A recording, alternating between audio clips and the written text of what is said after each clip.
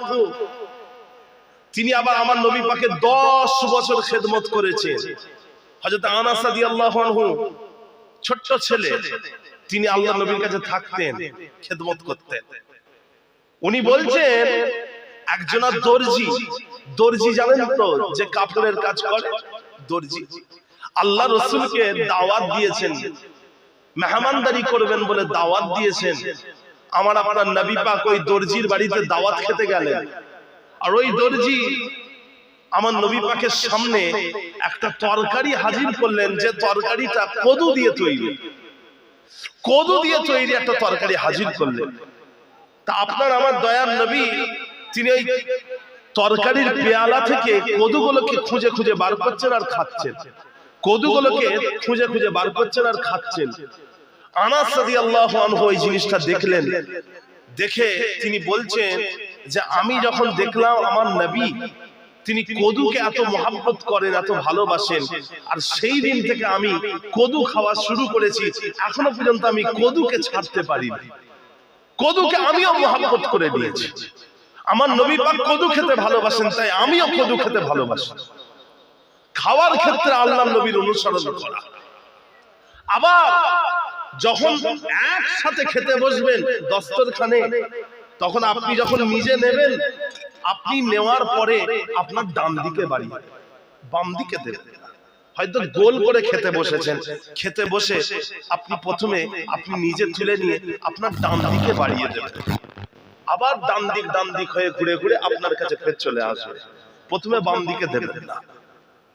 আল্লাহর নবী আল্লাহর হাবিব একদিন খেতে বসেছেন, আমার নবী পাকের বাম দিকে বসে আছেন সিদ্দিক আকবর আবু বকর সিদ্দিক রাদিয়াল্লাহু আনহু, আর ডান দিকে একজন ছোট সাহাবা বসে আছেন, বাচ্চা সাহাবা, শিশু সাহাবা বসে আছেন। আল্লাহর নবী তিনি নিজে খাবার নিলেন, আর ওই বাচ্চার কাছ থেকে আমার নবী পাক তিনি অনুমতি নিচ্ছেন, সরওয়ারে কায়নাত অনুমতি নিচ্ছেন। ওই বাচ্চাকে বলছেন, ও খোকা, আমার বাম দিকে আবু বকর বসে আছে, কিন্তু এই খাবারের অধিকারটা তোমার। এবারে খাবারের অধিকারটা তোমার, তুমি যদি বলো, তুমি যদি অনুমতি দাও, তাহলে এই খাবারটাকে আমি বাম দিকে দেব, আর তুমি যদি না দাও অনুমতি, আমি দিতে পারবো না। ওই বাচ্চাটা আল্লাহ রাসূলকে কি বলেছিলেন জানেন? ইয়া রাসূলুল্লাহ, জি না, ওই খাবারটা আমার অধিকার, আমাকে দিয়ে দেন। একবার বলবেন না সুবহানাল্লাহ? আসলে ওই বাচ্চাটা আমার নবী পাক সাল্লাল্লাহু আলাইহি ওয়াসাল্লামের সাথে কি আচরণ করলেন, যে আমার নবী পাকের বরকতময় হাত যে পাত্রে লেগে আছে, ওই পাত্রটা সিদ্দিক আকবরের কাছে চলে যাবে, তার থেকে ওই পাত্রটা আমি বেশি আশা করি। ইয়া রাসূলুল্লাহ, আপনি আমাকে আগে দেন। একবার বলুন না সুবহানাল্লাহ। হুজুর, আপনি আমাকে আগে দেন। প্যারে হাজির, খাবার ক্ষেত্রেও আল্লাহ রাসূলের পূর্ণ অনুসরণ করা। প্রত্যেকটা ক্ষেত্রে আল্লাহর নবী যখন ঘুমাতেন ডান দিকে কাত হয়ে ঘুমাতেন, আপনিও ঘুমানোর সময় ডান দিকে কাত হয়ে ঘুমাবেন। কথা বুঝেছেন? ঘুম থেকে উঠে একবার আল্লাহ পাকের প্রশংসা করা, ঘুম থেকে উঠে। কথা বুঝতে পেরেছেন? এই যে এই সমস্ত জিনিসগুলো প্রত্যেকটা ক্ষেত্রে রাসূলুল্লাহ সাল্লাল্লাহু আলাইহি ওয়াসাল্লামের পূর্ণ অনুসরণ করা। মানুষের সাথে কথা বলার সময়ও আল্লাহর নবীর পূর্ণ অনুসরণ করা, মানুষের সাথে মিষ্টি কথা বলা। ভাইরা আমার, দোস্ত আমার, ও আমার দিন দরদিরাও, আমার আল্লাহ ওয়ালা গনেরা, ও ভাইরানেরা, আপনারা আমার নবী পাক সাল্লাল্লাহু আলাইহি ওয়াসাল্লামের একজন সাহাবা ছিলেন। ওই সাহাবার নাম হলো হযরতে আবু দুজানা রাদিয়াল্লাহু তাআলা আনহু। আমার নবী পাকের একজন মস্ত বড় সাহাবা ছিলেন, যিনি বদরের যুদ্ধে, উহুদের যুদ্ধে, সুলহে হুদাইবিয়ায় যিনি অংশগ্রহণ করেছিলেন। ওনার নাম হলো হযরতে আবু দুজানা রাদিয়াল্লাহু তাআলা আনহু।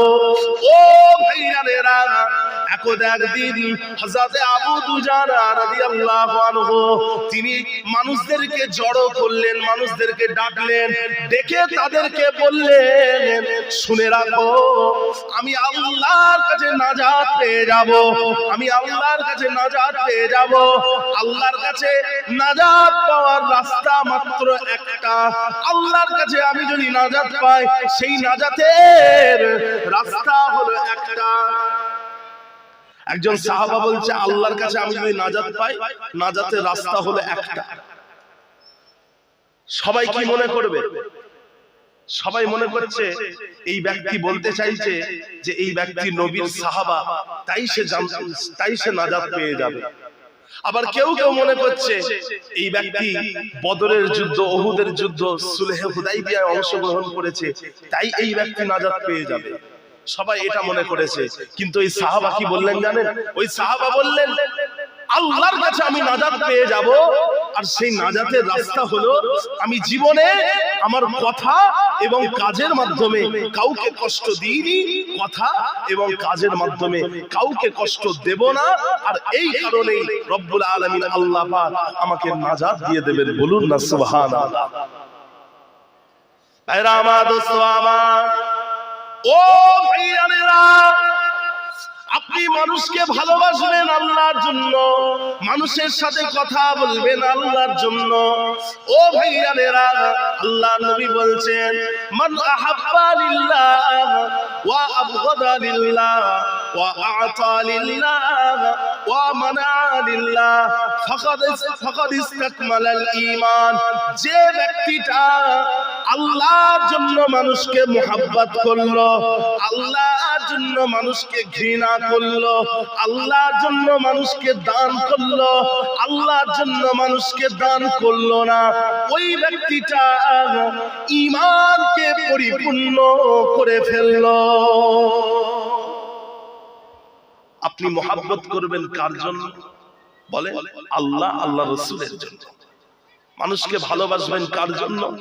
আল্লাহ, আল্লাহ রাসূলের জন্য। আর মানুষকে ঘৃণা করবেন কার জন্য? আল্লাহ, আল্লাহ রাসূলের জন্য।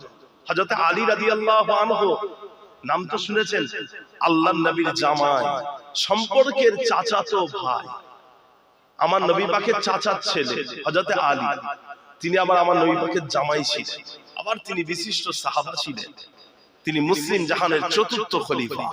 হযরত আলী রাদিয়াল্লাহু আনহু তিনি খবর পেলেন একটা ইহুদি আল্লাহর নবীকে গালাগালি করেছে।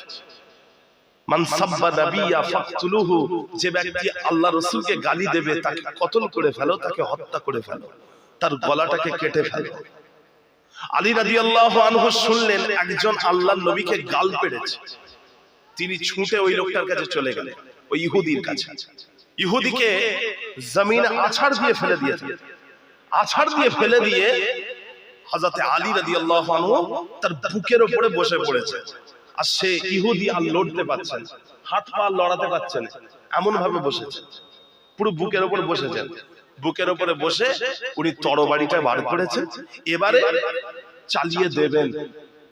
রাসূলকে গাল পেড়েছে, এবারে গলায় চালিয়ে দেবেন। আর ওই সময় ওই ইহুদিটা হাত পা নাড়াতে না পেরে কি করেছে, মুখে এক দলা থুতু নিয়ে হযরত আলী রাদিয়াল্লাহু আনহু মুখে ছুঁড়ে দিয়েছে। হুজুরের মুখটাকে নোংরা করে দিয়েছে। ওই সময় হযরত আলী রাদিয়াল্লাহু আনহু তিনি তিনার রাগটাকে দমন করে নিলেন। তিনি ওই লোকটার বুকের উপর থেকে উঠে পড়লেন। ও লোকের বুকের উপর থেকে উঠে পড়লেন। উঠে পড়ে বললেন, যাও তোমাকে ছেড়ে দিলাম, যাও তোমাকে ছেড়ে দিলাম। ওই ইহুদি তখন জিজ্ঞাসা করলো, কি ব্যাপার, কি হলো, তুমি আমাকে ছেড়ে দিচ্ছ কেন? তখন আলী রাদিয়াল্লাহু আনহু বলেন, আমি তরবারি তুলেছিলাম রাসূলের জন্য, ইসলামের জন্য। তুমি আমার নবীকে গালি দিয়েছো, ওই জন্য তরবারি তুলেছিলাম। কিন্তু যখন তুমি আমার মুখে থুতু দিলে, তখন আমার রাগটা ব্যক্তিগত হয়ে গেল। আর আমি যদি আমার ব্যক্তিগত কারণে তোমাকে হত্যা করি, তাহলে ইসলাম আমাকে ছেড়ে দেবে না, আল্লাহর সামনে আমাকে মুখ দেখাতে হবে। কথা বুঝতে পেরেছেন? তা ভাইজান, মানুষকে ঘৃণা করবেন আল্লাহর জন্য, মানুষকে ভালোবাসবেন আল্লাহর জন্য। কথা বুঝেছেন ভাইরা আমার, দোস্ত আমার, ও আমার দিনদারীরা, আমার আল্লাহ ওয়ালা গনেরা, মানুষকে মোহাব্বত করা, ভালোবাসা, প্রেম করা, নিজেদের মধ্যে মিটিয়ে নেওয়া, ভাই ভাই মিল মোহাব্বতকে বাড়িয়ে নেওয়া। আল্লাহ নবী, আল্লাহর হাবিব, তিনি তিনার পাক জবানে বলতে লেগেছেন, ইন কদারতা আন তাসবিহা ওয়া তামসিয়া লাইসা ফি কলবিকা গিশুন লি আহাদিন ফাফআল সুম্মা ক্বালা লি ওয়া যালিকা মিন সুন্নতি ওয়া মান আহইয়া সুন্নতি ফাকাদ আহাব্বানি ওয়া মান আহাব্বানি কানা মাই ফিল জান্নাহ। আল্লাহ নবী হযরতে আনাস রাদিয়াল্লাহু আনহু কে বলছেন, ও আনাস, ও আমার সন্তান, ও আমার কলিজার টুকরা সন্তান, ও আনাস, তুমি শুনে রাখো, যদি তুমি সকাল সন্ধ্যা চেষ্টা করো, যদি তুমি সকাল সন্ধ্যা মেহনত করো, কি মেহনত করবে? তোমাকে একটাই কাজ করতে হবে, সে কাজটা হলো তোমার অন্তরের মধ্যে কারোর প্রতি সামান্য ঘৃণা থাকলে হবে না। তোমার অন্তরের মধ্যে কারোর প্রতি ঘৃণা থাকলে হবে না। ওয়াযালিকা মিন সুন্নতি, আর এটা হলো আমার সুন্নাত। আমার আহইয়া সুন্নতি, যে ব্যক্তি আমার সুন্নাতকে জীবিত রাখলো, কানা মাই ফিল জান্নাহ, জান্নাতে তার থাকার জায়গাটা আর আমার থাকার জায়গাটা এক হয়ে যাবে। প্যারে হাজিরিন, যে কথা বলছিলাম, আপনার অন্তরের মধ্যে কারোর প্রতি ঘৃণা থাকলে হবে না। কথা বুঝতে পেরেছেন? কারোর প্রতি ঘৃণা থাকলে হবে না।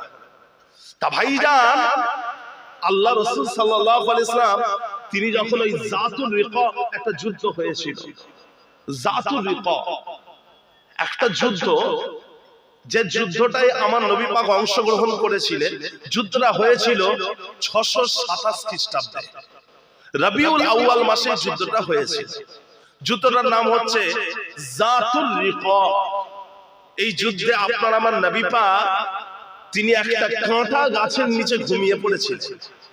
মরুভূমির মাঝখানে তো, ওখানে কোনো আম গাছ নেই, জাম গাছ নেই, কাঁঠাল গাছ নেই, কোনো ছায়া বিশিষ্ট গাছ নেই। অনেক খুঁজে খুঁজে খুঁজে খুঁজে আল্লাহর নবী তিনি একটা গাছ পেলেন, যে গাছটা হলো কাঁটা গাছ, যে গাছটার নাম হলো বাবলা গাছ। আরবিতে যে গাছটাকে সামুরা গাছ বলা হয়। আল্লাহর নবী সামুরা গাছের নিচে শুয়ে পড়লেন, আর কোমর থেকে তরবারিটাকে খুলে ওই গাছের ডালে বেঁধে দিলেন, বেঁধে দিয়ে ঘুমিয়ে পড়েছেন গাছের নিচে। এমন সময় আমার নবী পাকের সাহাবারা সব দূরে দূরে চলে গেছেন, সব দূরে দূরে চলে গেছেন। আমার নবী পাক গাছের নিচে একা শুয়ে আছেন, আর সাহাবারা সব দূরে দূরে চলে গেছেন। কেন? হয়তো সাহাবারা নিজেদের মধ্যে গল্প করবেন, কথা বলবেন, আর গলার আওয়াজে আল্লাহর নবীর ঘুমটা ভেঙে যাবে, ওই জন্য সাহাবারা সব দূরে দূরে চলে গেছে। তা ভাইজান, আমার নবী পাকের হঠাৎ করে ঘুমটা ভেঙে গেল। তিনি দেখতে পেলেন মাথার কাছে একটা কাফের দাঁড়িয়ে আছে, একটা বেঈমান কাফের দাঁড়িয়ে আছে। আর আমার নবী পাকের যে তরবারিটা গাছের ডালে ঝুলিয়ে দিয়েছিলেন, ওই তরবারিটাকে নিচে নামিয়ে খাপ থেকে বার করে আপনার আমার নবী পাকের গর্দানে ধরেছে। আমার নবী পাকের গর্দানে তরবারি ধরে ওই কাফেরটা বলছে, ইয়া মুহাম্মদ হাল তাখাফুনি, ও মুহাম্মদ তুমি কি আমাকে ভয় পাচ্ছ? আল্লাহর নবী বললেন, লা, আমি তোমাকে ভয় পাচ্ছি না। তখন এই কাফেরটা বলেছিল, মান ইয়ামনাউকা মিন্নি, তোমাকে কে বাঁচাবে? তোমাকে কে বাঁচাবে? আমার তরবারির ঘায়ে কে বাঁচাবে? আল্লাহর নবী বলেছেন, আল্লাহু ইয়ামনাউনি মিনকা, আল্লাহ আমাকে তোমার থেকে বাঁচাবে। আল্লাহর নবী বলেছিলেন আল্লাহ বাঁচাবে। যখনই আল্লাহ বাঁচাবে এই কথাটা বলেছে, কাফের তখন ভয় পেয়ে গেল এবং তার হাতটা থরথর করে কাঁপতে লাগলো, আর কাফেরের হাত থেকে তরবারিটা জমিনে খসে পড়ে গেল। ওই সময় আল্লাহর নবী ঝট করে তরবারিটা তুলে নিলেন, তুলে নিয়ে এবারে ওই বেঈমান কাফেরের গর্দানে ধরেছেন। ধরে আল্লাহ রাসূল বলছেন, মান ইয়ামনাউকা মিন্নি, এবারে তোমাকে কে বাঁচাবে? এবারে তোমাকে কে বাঁচাবে? তখন ওই কাফেরটা বলেছিল, কুন খায়রু আখিজিন, কুন খায়রু আখিজিন, আপনি উত্তম গ্রহণকারী হয়ে যান। আপনার যেটা ভালো মনে হয় আপনি সেটা করেন, আপনি যেটা ভালো মনে করেন সেটা করেন। আল্লাহ নবী ওই সময় কাফেরকে বলেছিলেন, আতাশহাদু আল্লা ইলাহা ইল্লাল্লাহ ওয়া আন্নী মুহাম্মাদুর রাসূলুল্লাহ, তুমি কি সাক্ষ্য দেবে আল্লাহ ছাড়া অন্য কোনো মাবুদ নাই, আর আমি নবী মুহাম্মদ আমি হলাম আল্লাহ পাকের নবী, এটা কি তুমি সাক্ষ্য দেবে?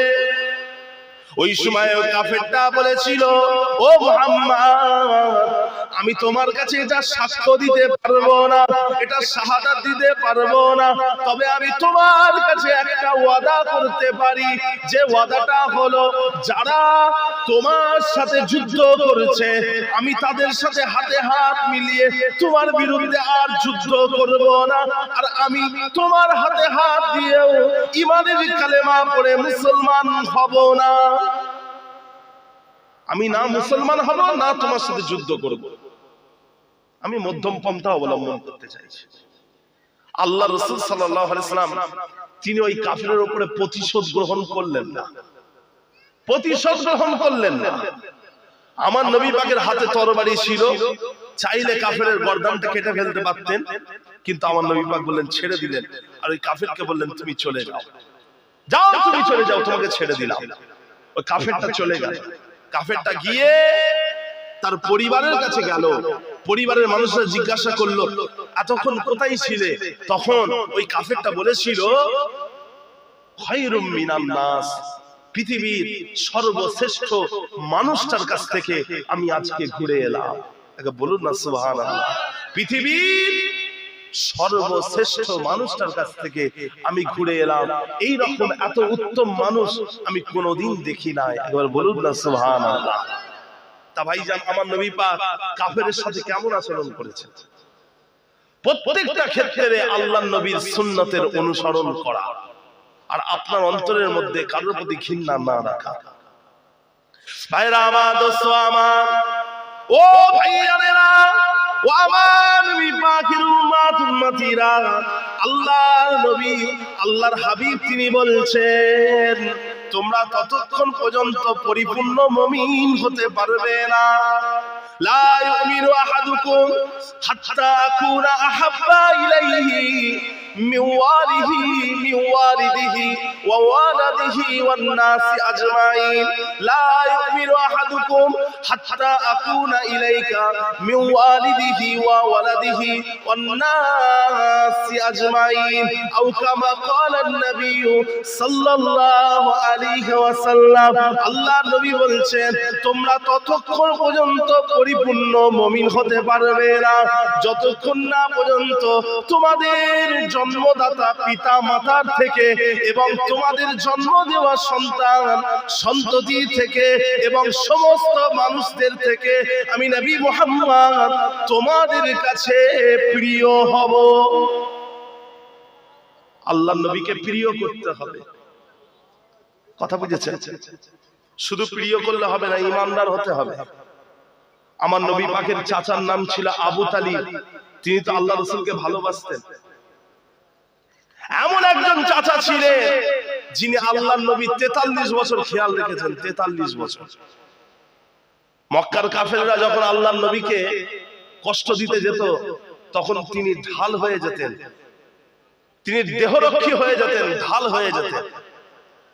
ওই চাচার নাম হচ্ছে আবু তালিব। কিন্তু তিনি ঈমান আনলেন না, তিনি কলেমা পড়লেন না, মুশরিক অবস্থায় তিনি দুনিয়া থেকে চলে গেলেন। আল্লাহর নবী ওনাকে বললেন, চাচা যান আপনি কলেমাটা পড়ে নেন। চাচা বললেন, না মুহাম্মদ আমি পড়ব না। আল্লাহর নবী এসে বলেছিলেন, চাচা যান কলেমাটা আমি পড়ব, আপনি শুধু মুখটা একটু নাড়াবেন। চাচা আবু তালিব বললেন, না মুহাম্মদ ওটাও আমি পারবো না। আর ওই অবস্থায় চাচার মৃত্যু হয়ে গেল। চাচার মৃত্যুর পরে আল্লাহর নবী আল্লাহর হাবিব আল্লাহর কাছে কেঁদেছিলেন, আর আল্লাহ রাসূল আফসোস করেছিলেন, আফসোস করে বলেছিলেন, আম্মি লা তারাকতা লি সাবিলা, ও আমার চাচা, আপনি আমার জন্য কোন রাস্তা ছেড়ে দিলেন না, আপনি আমার জন্য কোন রাস্তা ছেড়ে দিলেন না। কথা বুঝেছেন? আপনি যদি মুখটাও নাড়িয়ে দিতেন, আল্লাহর কাছে কিভাবে শাফাত চাইতে হয় সেটা আমি চেয়ে নিতাম। চাচা আল্লাহ রাসূলকে মহব্বত করতেন, প্রেম করতেন, কিন্তু ঈমান ছিল না। হাদিস শরীফের মধ্যে এসেছে জাহান্নামের মধ্যে সবথেকে কম আযাব যাকে দেওয়া হবে, সবথেকে কম আযাব যাকে দেওয়া হবে তার নাম হলো আবু তালিব। আমার নবী পাকের চাচা জান আবু তালিব জাহান্নামের মধ্যে সবথেকে কম আযাব ওনাকে দেওয়া হবে। ওনাকে কি শাস্তি দেওয়া হবে? জাহান্নামের দুটো আগুনের জুতো উনার দুই পায়ের মধ্যে গলিয়ে দেওয়া হবে, আর সেটার কারণে উনার মাথার মগজটা টকবক টকবক করে ফুটতে থাকবে। দুই পায়ে দুটো জাহান্নামের জুতো দিয়ে দেওয়া হবে। আল্লাহ নবী বলছেন, আল্লাহ পাক যদি আমাকে না করতেন, অর্থাৎ আমাকে যদি শাফাআতকারী না করতেন, আমি যদি না হতাম, শাফাআতকারী যদি না হতাম, তাহলে আমার চাচা আবু তালিব জাহান্নামের সর্বনিম্ন স্তরে চলে যেত। আল্লাহ পাক আমাকে শাফাআতকারী করেছেন, আমি আমার চাচা আবু তালিবকে জাহান্নামের সর্বনিম্ন স্তর থেকে তুলে পায়ের টাকনু পর্যন্ত তুলেছি। পায়ের টাকনু পর্যন্ত আমি তুলেছি, পায়ের গাঁট পর্যন্ত। আর সেই পায়ের নিচে জাহান্নামের জুতো পরিয়ে দেওয়া হবে।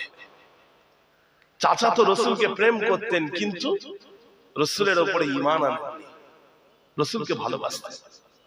কথা বুঝেছেন ভাইরা আমার, দোস্ত আমার, ও আমার দিনদারদিরা, ও আমার আল্লাহওয়ালা গণেরা, আপনি যখন ঈমান আনছেন, আপনি শাহাদাত দিচ্ছেন, আশহাদু আল্লা ইলাহা ইল্লাল্লাহু ওয়াহদাহু লা শারীকা লাহু ওয়া আশহাদু আন্না মুহাম্মাদান আবদুহু ওয়া রাসূলুহু। আপনি এটা পড়ে নিলেন, এর অর্থটা কিন্তু আপনি জানেন না, হয়তো অনেকের জানা আছে, অনেকে হয়তো জানেন না। আশহাদু আল্লা ইলাহা ইল্লাল্লাহ, আপনি বললেন আশহাদু, আমি সাক্ষ্য দিচ্ছি, আল্লাহ ইলাহা ইল্লাল্লাহ, আল্লাহ ছাড়া অন্য কোনো মাবুদ নাই। আপনি এটা সাক্ষ্য দিলেন, আল্লাহ ছাড়া অন্য কোনো মাবুদ নাই। আচ্ছা ভাইজান, আপনি আল্লাহকে দেখেছেন? দেখেননি তো? আদালতে আপনি উঠে বলতে পারবেন যে আমি সাক্ষ্য দিচ্ছি? যে জিনিসটা আপনি দেখেননি ওই জিনিসের সাক্ষ্য দিতে পারবেন? আদালতে, কোর্টে গিয়ে যে জিনিসটা দেখেননি ওই জিনিসটা সাক্ষ্য দিতে পারবেন? ওই সাক্ষ্য গ্রহণ হবে না। কিন্তু আপনি আল্লাহকে দেখেননি, বলছেন আশহাদু। আল্লাহকে দেখা এটা তো আপনার আমার জন্য সম্ভব নয়, কিন্তু আপনি বলছেন আশহাদু। এটা এমন একটা সাক্ষ্য দেওয়া যেটা দেখার থেকেও বেশি গুরুত্বপূর্ণ। আপনি একটা জিনিসকে দেখে বুঝতে পারলেন যে এই জিনিসটা ফুল, এটা ফুল, এটা মানুষ, আপনি দেখে বলছেন। আর আল্লাহর ক্ষেত্রে না দেখেও এর থেকে বেশি বিশ্বাস করতে হবে, তবে আপনি ঈমানদার হবেন। দেখার থেকেও বেশি আপনি যেটা দেখে বিশ্বাস করেন, আল্লাহর ক্ষেত্রে না দেখে তার থেকে বেশি বিশ্বাস করতে হবে, তবে আপনি ঈমানদার হতে পারবেন। কথা বুঝতে পেরেছেন? না হলে ঈমান ঠিক রাখতে পারবেন না।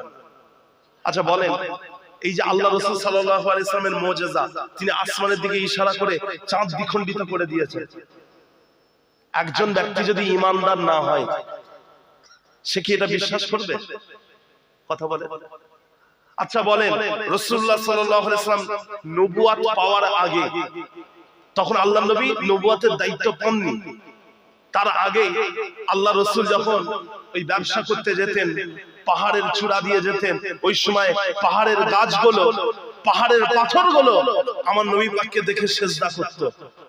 বলেন, একজনের যদি ঈমান না থাকে সেটা বিশ্বাস করবে?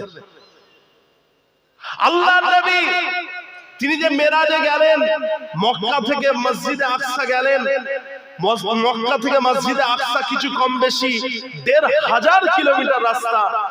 ওই একই রাত্রে গেলেন, আবার একই রাত্রে ফিরে এলেন। আচ্ছা বলেন, একজনের মধ্যে যদি ঈমান না থাকে সে কি এটা বিশ্বাস করতে পারবে?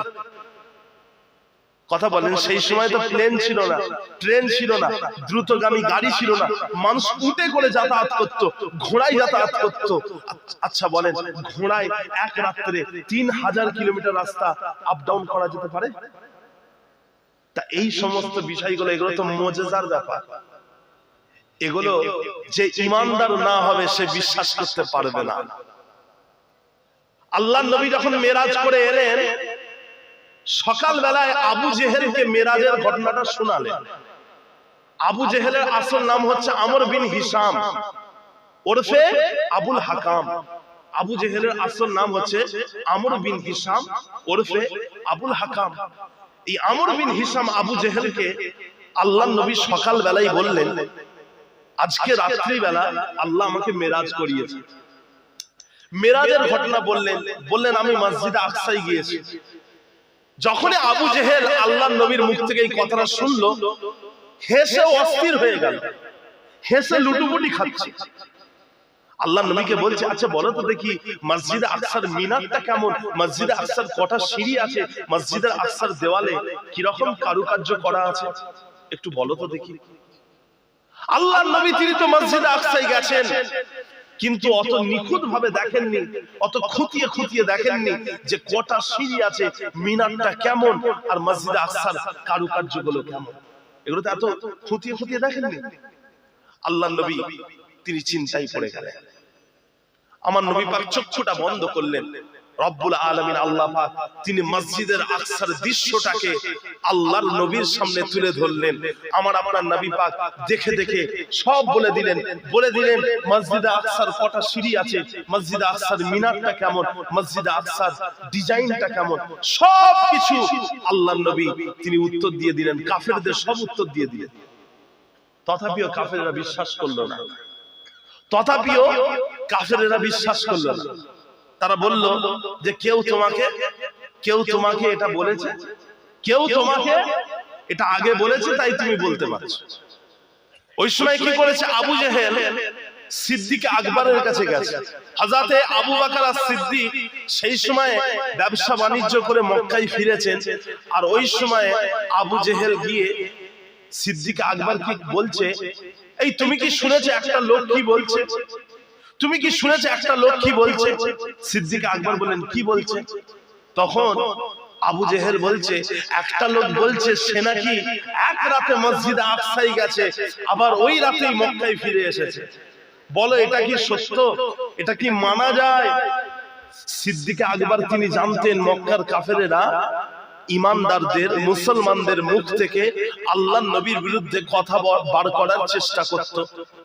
সিদ্দিক আকবর তিনি তখন উল্টে আবু জেহেলকে জিজ্ঞাসা করলেন, এই কথা কে বলেছে, তুমি যে কথাটা বলছো এই লোকটা কে? তখন সিদ্দিক আকবর বললেন, ওই লোকটা হচ্ছে মুহাম্মদ, তুমি যার পেছনে পেছনে ঘোরো, যাকে নবী বলে মানো, সেই কথাটা বলেছে। কথা বুঝেছেন? সিদ্দিক আকবরের ঈমানটা কত মজবুত ছিল দেখেন। তিনি ওই সময় বলেছিলেন, এই কথা যদি রাসূলুল্লাহ সাল্লাল্লাহু আলাইহি ওয়াসাল্লাম তিনি যদি বলে থাকেন, তাহলে এই কথাটা 100% সত্য। একবার বলুন না সুবহানাল্লাহ। কথা বুঝেছেন না? এটা হচ্ছে ঈমান, এটা হচ্ছে ঈমান। ঈমান হচ্ছে না দেখেও দেখার থেকে বেশি বিশ্বাস করা, এটাকে ঈমান বলে। একটা ছোট্ট ঘটনা বলি আপনাদেরকে, বলে আমি আমার মূল আলোচনার দিকে যাব। ছোট্ট একটা ঘটনা বলি। আল্লাহ রাসূল কোথাও থেকে মদিনায় ফিরছেন, পথের মাঝখানে একটা জায়গায় আমার নবী পাক তিনি ইস্তেনজা করতে চাইলেন। উনি একটুখানি মানে কি বলে পেশাব পায়খানা, ইস্তেনজা করতে গেলেন। এটাকে কি বলে? প্রাকৃতিক ডাক, এটাকে হাজত বলে। আরবিতে কি বলে? হাজত বলে, কাজায়ে হাজত বলে। পেশাব পায়খানাকে আরবিতে কাজায়ে হাজত বলে। আমার নবী পাক যখন পেশাব পায়খানা করতেন দূরে চলে যেতেন, মানুষের চোখের আড়ালে চলে যেতেন, বা কোন গাছের আড়ালে চলে যেতেন, বা কোন ঝোপঝাড়ের আড়ালে চলে যেতেন। এই জিনিসটা কিন্তু আমার 24 পরগনা এলাকার মানুষেরা আপনারা কিন্তু খেয়াল রাখবেন। উত্তর 24 পরগনা, দক্ষিণ 24 পরগনা এলাকার বাসিন্দারা, আপনাদেরকে একটা কথা বলবো, কিছু মনে করবেন না তো? হ্যাঁ প্যারে হাজির, আমি অনেক জায়গায় দেখেছি জলসায় গিয়ে, সবার বাড়ি বলা যাবে না, ভুল হবে, কিন্তু কিছু কিছু জায়গায় পেশাব পায়খানা কিন্তু খুব অসুবিধা থাকে। হয় লাইটের অসুবিধা, কথা বুঝেছেন, না হলে পানির অসুবিধা, এগুলো থাকে। এগুলো কেন থাকবে ভাইজান? আপনাকে তো নাপাকি থেকে বাঁচতে হবে। আপনি যদি বাথরুমে, যদি টয়লেটে যদি লাইট না রাখেন, তাহলে যদি বাই চান্স পেশাবের ছিটা যদি পায়ে পড়ে, কবরের মধ্যে সব থেকে বেশি আযাব হয় পেশাবের ছিটার কারণে। পেশাবের ছিটার কারণে সব থেকে বেশি আযাব হয়। আচ্ছা বলেন, যদি পেশাবের ছিটা পড়ে, আপনি দেখতে পেলেন না, ওই অবস্থায় মসজিদে চলে গেলেন, শরীরে কোথাও যদি পেশাবের ছিটা পড়ে, কথা বুঝেছেন, এই সমস্ত জিনিসগুলো খেয়াল রাখবেন। আর টয়লেট, এটা তো ঘরের সাথে অ্যাটাচ করে রাখবেন। টয়লেট সেই বাঁশঝাড়ের ভেতরে, এগুলো কি মানা যায় বলে? টয়লেট যেটা থাকবে সেটা তো ঘরের সাথে থাকবে, ঘরের সাথে। এই সমস্ত জিনিসগুলো খেয়াল রাখবেন। অনেক জায়গায় এই জিনিসগুলো দেখা যায়, কথা বুঝেছেন। আপনাদের নাম ধরে আমি বললাম না, কিছু কিছু জায়গায় দেখা যায়, সব জায়গায় সমান নয়। আর আল্লাহর নবী যখন ইস্তেঞ্জা করতেন আড়ালে চলে যেতেন। আর কিছু কিছু জায়গায় ইস্তেঞ্জা থাকে যেখানে দরওয়াজা ছিটকিনি থাকে না, কথা বলেন, কিছু কিছু জায়গায় দরওয়াজা ছিটকিনি থাকে না। আল্লাহর নবী লোকের চোখের আড়ালে চলে যেতেন। তা ভাইজান, আমার নবী পাক ইস্তেঞ্জা করতে গেলেন, লোকের চোখের আড়ালে চলে গেলেন। লোকের চোখের আড়ালে গিয়ে ইস্তেঞ্জা করে এসে আমার নবী পাক সাহাবাদেরকে বললেন, আমাকে মাটি দাও, আমি তায়াম্মুম করব। সাহাবারা বললেন, ইয়া রাসূলুল্লাহ, সামনে তো পানি আছে, কিছুটা গেলেই তো আপনি পানি পেয়ে যাবেন, তাহলে আপনি তায়াম্মুম করছেন কেন? আল্লাহর নবী ওই সময় বলেছিলেন যে ওই পানির জায়গায় আমি পৌঁছাতে পারবো কিনা এটা আমার জানা নাই, এটা আমার জানা নাই, ওই জন্য আমি তায়াম্মুম করে পবিত্রতা হাসিল করতে চাইছি। তা ভাইজান, রাসূলুল্লাহ সাল্লাল্লাহু আলাইহি ওয়াসাল্লাম তিনি তায়াম্মুম করলেন, তারপরে ওই পানির জায়গায় গেলেন, পানির জায়গায় গিয়ে আবার তিনি ওযু করে নিলেন। মনে রাখবেন, আপনি ধরেন তায়াম্মুম করেছেন নামাজ পড়বেন বলে, প্রথমে আপনি পানি পাননি, তায়াম্মুম করে নিয়েছেন, যেই তায়াম্মুম করেছেন তারপরে দেখছেন পানি চলে এসেছে, আপনি আর ওই তায়াম্মুমের ওই তায়াম্মুম দিয়ে আপনি আর ওযু আপনি আর নামাজ পড়তে পারবেন না, আপনাকে পুনরায় ওযু করতে হবে। ওই তায়াম্মুম দিয়ে আপনি আর নামাজ পড়তে পারবেন না, আপনাকে পুনরায় ওযু করতে হবে পানি দিয়ে, যেহেতু পানি চলে এসেছে, কথা বুঝেছেন? যে প্যারে হাজিরিন, আল্লাহর নবী পানির জায়গায় গিয়ে ওযু করে নিলেন, ওযু করে নামাজ পড়লেন, নামাজ পড়ে নিয়ে সাহাবাদেরকে বললেন, ও আমার সাহাবারা, তোমাদেরকে একটা প্রশ্ন করছি, উত্তর দিতে পারবে? সাহাবারা বললেন, ইয়া রাসূলুল্লাহ বলে। আল্লাহর নবী বললেন, বলো তো দেখি, দুনিয়ার বুকে কাদের ঈমানটা সব থেকে অবাক করা ঈমান, সব থেকে আশ্চর্যজনক ঈমান, বিস্ময়কর ঈমান, কাদের ঈমান, অবাক করা ঈমান? তখন সাহাবারা বললেন, ইয়া রাসূলুল্লাহ, ফারিস্তাদের ঈমান সব থেকে অবাক করা ঈমান। আল্লাহর নবী বলেন, হয় না। কিভাবে এটা সম্ভব? কারণ কোরআন শরীফ আল্লাহ পাক বলেছেন, লা ইয়াহসুনাল্লাহা মা আমারাহুম ওয়া ইয়াফআলুনা মা ইউমারুন। যারা আল্লাহ পাকের মালাইকা ফেরেশতা হয়, তারা ওটাই করে যেটার ব্যাপারে আল্লাহ পাক আদেশ দেন, আর আল্লাহ পাক যেটাই আদেশ দেন তারা ওটাই করে থাকে। তা যারা আল্লাহর হুকুমের অমান্য করতে পারে না, তাদের ঈমানটা কি করে অবাক করা ঈমান হবে? শুনছেন আপনারা? আপনারা শুনছেন তো? এবারে সাহাবায়ে কেরামরা বললেন, ইয়া রাসূলুল্লাহ, তাহলে নবী এবং রাসূলদের ঈমান হচ্ছে সবথেকে অবাক করা ঈমান। আল্লাহ রাসূল বললেন, হয় না, নবী ও রাসূলদের ঈমান অবাক করা ঈমান নয়। কেন ইয়া রাসূলুল্লাহ? আল্লাহর নবী বললেন, যারা নবী এবং রাসূল হয় তাদের উপরে আল্লাহ পাক ওহী নাযিল করে থাকেন, আল্লাহ পাক তাদের সাথে কথোপকথন করে থাকেন। তা যাদের সাথে আল্লাহ পাকের সরাসরি সম্পর্ক আছে, তাদের ঈমানটা অবাক করা ঈমান হবে কি করে? যাদের কাছে আল্লাহ পাক ওহী পাঠায়, তাদের ঈমান অবাক করা ঈমান হবে কি করে? তখন সাহাবা ইকরাম গণেরা তারা বলেন ইয়া রাসূলুল্লাহ, তাহলে সাহাবাদের ঈমান সবথেকে অবাক করা ঈমান, মানে আমাদের ঈমান সবথেকে অবাক করা ঈমান। আল্লাহর নবী বললেন, হে সাহাবারা, তোমাদের ঈমান অবাক করা ঈমান নয়। কেন ইয়া রাসূলুল্লাহ? আল্লাহর নবী বললেন, তোমরা তো আমাকে দেখেছো, আমি নবী মুহাম্মদ, আমাকে তো দেখেছো। তোমরা আসমান থেকে ওহী নাজিল হতে দেখেছো, কোরআন নাজিল হতে দেখেছো, তোমরা জিবরাইল আলাইহিস সালামকে নামতে দেখেছো, আসমান থেকে নামতে দেখেছো। তোমাদের ঈমান অবাক করা ঈমান নয়। ওই সময় সাহাবায়ে কেরাম গণেরা বলেছিলেন, ইয়া রাসূলুল্লাহ, আল্লাহু ওয়া রাসূলুহু আ'লাম, আল্লাহ এবং তার রাসূল সবথেকে ভালো জানে। এবারে আল্লাহর নবী ওই প্রশ্নের উত্তর দিয়েছিলেন। আল্লাহর নবী বললেন, ও আমার সাহাবারা, আমার ইন্তেকালের পরে দুনিয়ার বুকে এমন কিছু মানুষ আসবে যারা না আল্লাহকে দেখেছে, যারা না রাসূলকে দেখেছে, যারা না কোরআন নাজিল হতে দেখেছে, যারা না জিবরাইল আলাইহিস সালামকে দেখেছে, তারা কোরআন পড়েছে, তারা আমার হাদিস পড়েছে, তারা আলেম উলামাদের কাছ থেকে তারা কোরআন ও হাদিসের কথা শুনেছে, শুনে তারা ঈমান এনেছে, কোরআন সুন্নাতের কথা শুনে তারা ঈমান এনেছে, আর ঈমান নিয়ে কবরের মধ্যে চলে গেছে। ও আমার সাহাবারা, ওই সমস্ত মানুষদের ঈমান হলো অবাক করা ঈমান। একবার জোরে বলুন না সুবহানাল্লাহ, একবার সকলে বলবেন না সুবহানাল্লাহ। আপনাদের অসুবিধা হচ্ছে? তাহলে এই হাদিস থেকে যেটা বুঝতে পারি, আল্লাহর নবী আমাদের ঈমানকে অবাক করা ঈমান বলেছে। কথা বুঝেছেন? আমরা হলাম সেই ঈমানদার। আল্লাহ পাক আমাদেরকে ঈমানের উপরে মজবুত রাখে। বলুন না আল্লাহুম্মা আমিন। ভাইরা আমার, দোস্ত আমার, ও আমার দিন দরদিরা, আমার আল্লাহ ওয়ালা গণেরা, ও ভাইজানেরা, ও আমার নবী পাকের উম্মতিরা, আপনার প্রত্যেকটা জিনিসের মধ্যে আল্লাহর নবীর প্রেমটাকে বজায় রাখতে হবে, আল্লাহর নবীর প্রেমটাকে বজায় রাখতে হবে।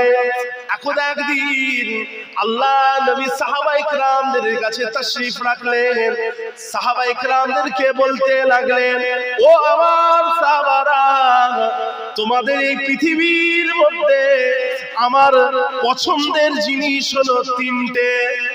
আল্লাহ নবী বলছেন, আমার পছন্দের জিনিস হলো তিনটে। প্রথম নম্বর হলো সুগন্ধি অর্থাৎ খুশবু, দ্বিতীয় নম্বর হলো নেককার স্ত্রী, আল্লাহ ভীরু স্ত্রী, তৃতীয় নম্বর হলো নামাজ হলো আমি নবী মুহাম্মদ আমার চোখের ঠান্ডা। আল্লাহ নবী এই তিনটে পছন্দের কথা বললেন। ওই সময়তে হযরত সিদ্দিক আকবর আবু বকর সিদ্দিক তিনিও এই জায়গায় উপস্থিত ছিলেন। তিনিও আকুল হয়ে গেলেন, তিনিও অস্থির হয়ে গেলেন যে তিনিও আল্লাহ নবীর কাছে নিজের পছন্দের তিনটে জিনিসের কথা বলবেন। তিনিও আল্লাহ নবীকে বললেন, ইয়া রাসূলুল্লাহ, ইয়া হাবিবাল্লাহ, আমারও পছন্দের জিনিস হলো তিনটে। প্রথম নম্বর হলো আপনার নূরানি চেহারা মোবারকটা দেখা, দ্বিতীয় নম্বর হলো আমার টাকা পয়সা ধন দৌলত সব কিছুই আপনার জন্য খরচ করে দেওয়া, আর তৃতীয় নম্বর হলো আমার মেয়ে আয়েশাকে আপনার বিবাহে দিয়ে দেওয়া। এই তিনটে জিনিস হলো আমার পছন্দের জিনিস। একবার লক্ষ্য করে দেখেন, সিদ্দিকে আকবরের তিনটে পছন্দের জিনিসের মধ্যেই আল্লাহর নবী রয়েছে। তিনি যে তিনটে জিনিস ভালোবাসেন, ওই তিনটে জিনিসের মধ্যেই আল্লাহ রাসূল আছেন। তাহলে প্রেম করতে হবে সিদ্দিকে আকবরের মতো। ঘরের মধ্যে একা একা কেঁদে কেঁদে সিদ্দিকে আকবর আল্লাহর কাছে দোয়া চাইছেন, আল্লাহ, আমার মনের ইচ্ছা হলো আমি আমার টাকা পয়সা ধন দৌলত সবকিছুই আমি আমার রাসূলের জন্য খরচ করে দেব, কিন্তু ইয়া রাসূলুল্লাহ, যে ব্যক্তি দান করে তার হাতটা উপরে থাকে, আর যে ব্যক্তি দান গ্রহণ করে তার হাতটা নিচে থাকে। ইয়া রাসূলুল্লাহ, আমি ইয়া রাব্বাল আলামিন আল্লাহ পাক, আমি আমার রাসূলকে সব টাকা পয়সা দিয়ে দিতে চাইছি, কিন্তু আমার নবী পাকের হাতটা যে নিচে থাকবে এটা আমি পছন্দ করছি না। এটা আমি পছন্দ করি না, এটা আমি বরদাস্ত করতে পারবো না যে আমার রাসূলের হাতটা নিচে থাকবে আর আমার হাতটা উপরে থাকবে। আল্লাহ পাক আপনি আমার রাসূলের অন্তরের মধ্যে এই কথাটা ঢেলে দেন যেন আমার রাসূলুল্লাহ সাল্লাল্লাহু আলাইহি ওয়াসাল্লাম আমার টাকা পয়সাগুলোকে যেন নিজের টাকা পয়সা মনে করে যেন খরচ করে দেয়। বলুন না সুবহানাল্লাহ। আর আল্লাহর দরবারে ওই দোয়াটা কবুল হয়ে গেল। আল্লাহ নবী আল্লাহর হাবিব বলছেন, দুনিয়ার বুকে আমি যদি কাউকে খলিল হিসাবে গ্রহণ করতাম তাহলে সেটা সিদ্দিক আকবর আবু বকর সিদ্দিক হতো। আজকের জুম্মার দিনে অনেক জায়গায় মসজিদের খুতবা হয়েছে, ওয়ালাউ কুনতু মুত্তাখিজান খলিলান লা আত্তাখাযতু আবা বকরিন as-সিদ্দিক রাদিয়াল্লাহু আনহু খলিলান। প্রত্যেকটা মসজিদে জুম্মার দিনে এই খুতবাটা দেওয়া হয়।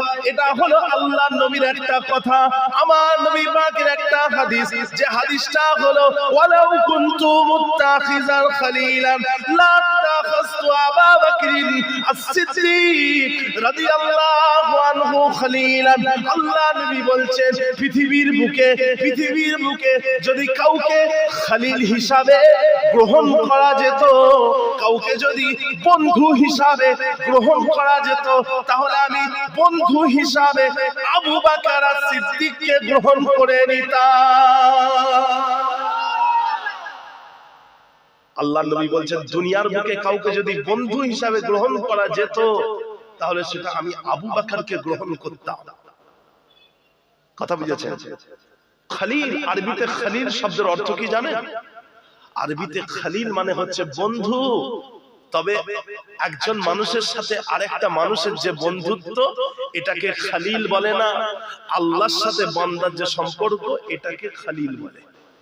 আপনারা জানেন আমার নবী, আল্লাহ পাকের একটা নবী ছিলেন, ওনার নাম হচ্ছে হযরত ইব্রাহিম খলিলুল্লাহ। খলিলুল্লাহ মানে হচ্ছে আল্লাহ পাকের বন্ধু। খলিলুল্লাহ মানে হচ্ছে আল্লাহর বন্ধু। ইব্রাহিম আলাইহিস সালাম ছিলেন আল্লাহর বন্ধু, আর রাসূলুল্লাহ সাল্লাল্লাহু আলাইহি ওয়াসাল্লামের বন্ধু ছিলেন আল্লাহ পাক। কথা বুঝেছেন না? সমস্ত নবীদের মধ্যে যত ভালো গুণাবলী ছিল সমস্ত গুণাবলী শিশু নবী হযরত মুহাম্মদ মুস্তাফা সাল্লাল্লাহু আলাইহি ওয়াসাল্লামের মধ্যে প্রবেশ করিয়ে দেওয়া হয়েছিল। একটা হাদিস আছে, ওই হাদিসটা বলে আমি আলোচনায় আসবো। এই হাদিসটা হচ্ছে আমার নবী পাক যখন জন্মগ্রহণ করলেন ওই সময় একটা আজগুবি আওয়াজ হয়েছিল। ওই আওয়াজটা হচ্ছে এটা যে ওয়াতুহু খুলুক আদামা ওয়া মারিফাত শীশা ওয়া শাজাআত নূহিন ওয়া খিল্লাত ইব্রাহিম। আমার নবী পাক যখন জন্মগ্রহণ করলেন ওই সময়টা আজগুবি আওয়াজ হলো। ওই আওয়াজটা এটা হলো, সেটা হলো কি যে এই ব্যক্তিটাকে শিশু নবী হযরত মুহাম্মদ মুস্তাফাকে হযরতে বাবা আদম আলাইহিস সালামের চরিত্র দিয়ে দাও, আখলাক দিয়ে দাও, হযরতে শীশ আলাইহিস সালামের মারিফাত দিয়ে দাও, আধ্যাত্মিকতা দিয়ে দাও, হযরতে নূহ আলাইহিস সালামের বীরত্ব দিয়ে দাও, সাহস দিয়ে দাও, হযরতে ইব্রাহিম আলাইহিস সালামের বন্ধুত্ব দিয়ে দাও। বলুন না সুবহানাল্লাহ। হযরতে ইউসুফ আলাইহিস সালামের রূপ দিয়ে দাও, তিনার হুসন জামাল দিয়ে দাও, হযরতে দানিয়াল আলাইহিস সালামের ভালোবাসা দিয়ে দাও। 1,24,000 ইখতিলাফ 2,24,000 সমস্ত নবীদের মধ্যে যত গুণাবলী ছিল সব এক জায়গায় করে হযরত শিশু নবী মুহাম্মদ সাল্লাল্লাহু আলাইহি ওয়াসাল্লামের মধ্যে প্রবেশ করিয়ে দেওয়া হলো। একবার বলুন না সুবহানাল্লাহ। তা ভাইজান আমার নবী পাক তিনিও ছিলেন আল্লাহ পাকের একজন খলিল, অর্থাৎ বন্ধু। কথা বুঝেছেন? বন্ধু। তা আল্লাহ রাসূল বললেন দুনিয়ার বুকে যদি কাউকে বন্ধু হিসাবে গ্রহণ করা যেত তাহলে সেটা আবু বকর সিদ্দিক হতো। আল্লাহ নবী আরো বললেন যে দুনিয়ার বুকে অর্থের দিক থেকে এবং সহযোগিতার দিক থেকে সব থেকে বেশি যে আমাকে সাহায্য করেছে তার নাম হলো হযরতে আবু বকর সিদ্দিক। আপনারা বিশ্বাস করেন তো যে রাসূলুল্লাহ সাল্লাল্লাহু আলাইহি ওয়াসাল্লামের পরে যদি কোনো শ্রেষ্ঠ মানুষ থাকে আল্লাহর নবীর পরে যার সবথেকে শ্রেষ্ঠ যে মানুষটা দুনিয়ার বুকে সবথেকে শ্রেষ্ঠ যিনি, তিনি হলেন হযরতে আবু বকর as-সিদ্দিক রাদিয়াল্লাহু আনহু। একবার বলুন না সুবহানাল্লাহ। কথা বুঝেছেন? তা ভাইরা, সেই মর্যাদাটা আল্লাহ রাসূল দিলেন। আল্লাহর নবী কি বললেন? আল্লাহর নবী বললেন, মসজিদে নববী শরীফের মধ্যে, মদিনা শরীফের মসজিদের মধ্যে যত দরজা আছে সমস্ত দরজা বন্ধ করে দাও, শুধুমাত্র সিদ্দিকে আকবরের দরজাটা খোলা রেখে দাও, আর মসজিদে নববী শরীফের বড় দরজাটা খুলে রেখে দাও। পৃথিবীর বুকে যত সাহাবা এসেছেন, কথা বুঝেছেন, যে সমস্ত সাহাবারা মদিনা শরীফে আল্লাহর নবীর রওজা পাকের মসজিদ নববী শরীফের পাশে যাদের ঘর ছিল, তারা কি করেছিলেন জানেন? তারা তাদের ঘরের সাথে একটা করে দরওয়াজা করে নিয়েছিলেন মসজিদে নববী শরীফের সাথে। কথা বুঝেছেন? এই ধরেন আপনাদের গ্রামে এত লোক আছে আর একটা মসজিদ আছে, একটা মসজিদ, আর গ্রামবাসী অনেক, তো গ্রামের মানুষরা কি করেছে? সবাই তাদের দরজা একটা করে মসজিদের সাথে করে নিয়েছে, যাতে ঘর থেকে বেরিয়ে সরাসরি মসজিদে চলে যেতে পারে। সমস্ত সাহাবারা ওই জিনিসটাই করেছেন, সবাই নিজেদের ঘর থেকে একটা করে দরজা করে নিয়েছে। আল্লাহর নবী বললেন, ইন্তেকালের আগে বললেন, সব দরজা বন্ধ করে দাও, শুধুমাত্র আবু বকর as-সিদ্দিকের দরজাটা খোলা রেখে দাও, আর মসজিদে নববী শরীফের মেন দরজাটা খুলে রেখে দাও। দুটো দরজা খোলা রাখা ছিল, বাকি সব দরজা বন্ধ করে দেওয়া হলো। তা আল্লাহর রাসূল সাল্লাল্লাহু আলাইহি ওয়াসাল্লাম সিদ্দিকে আকবরের মর্যাদা দিলেন। কথা বুঝছেন? সেই সিদ্দিক আকবর আল্লাহর নবীকে কত প্রেম করতেন, কত ভালোবাসতেন। ভাইরা আমার, দোস্ত আমার,